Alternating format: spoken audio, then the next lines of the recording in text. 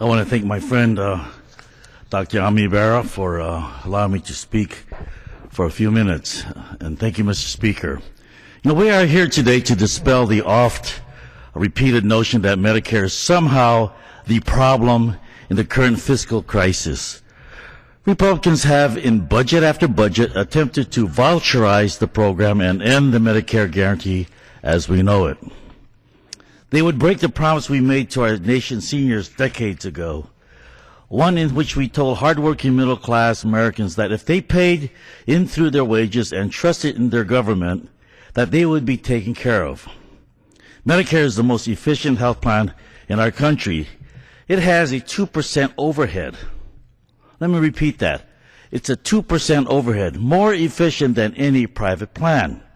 The problem isn't Medicare. The problem is the rising cost of health care.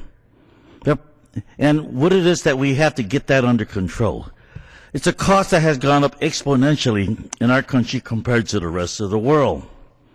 Republicans want to do nothing about the real problem of rising costs. Rather than tackle the hard issue, they want to shift the cost onto seniors. People like my mom, she's 96 right now, and she depends on that important program.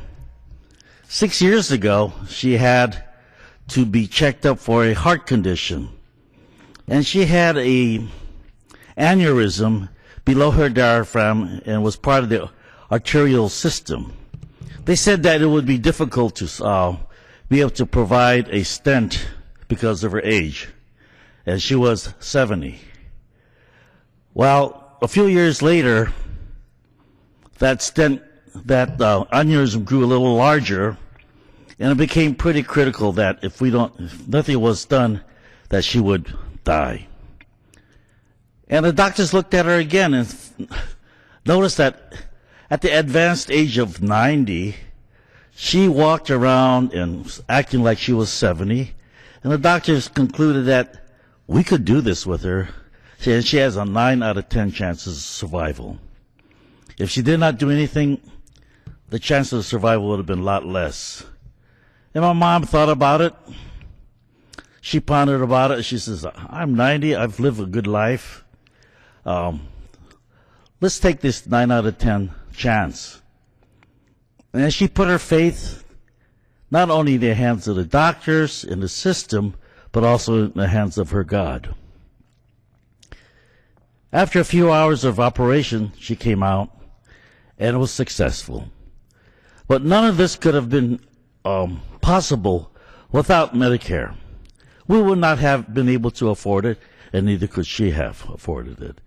She grew up as a child of a businessman during pre-war United States. And then her adult life, as my mom, she worked as a domestic, so she had no pension plan. She had no other plans that would help her in her old age, except Medicare.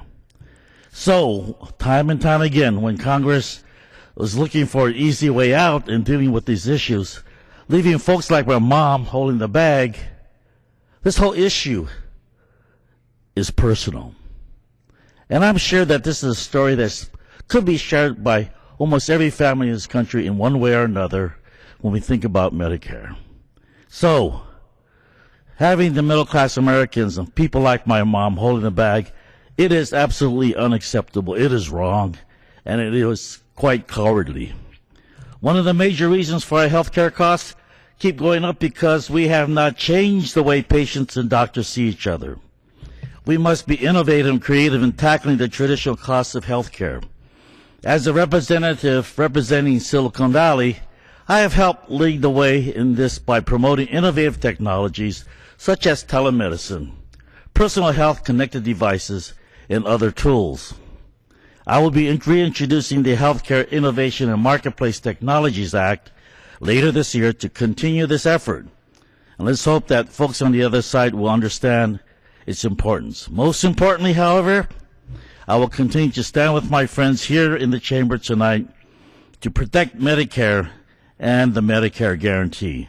We can fix our nation's fiscal house by being innovative rather than using the same old ideology. We can improve our nation's standing by being courageous and standing by our nation's seniors.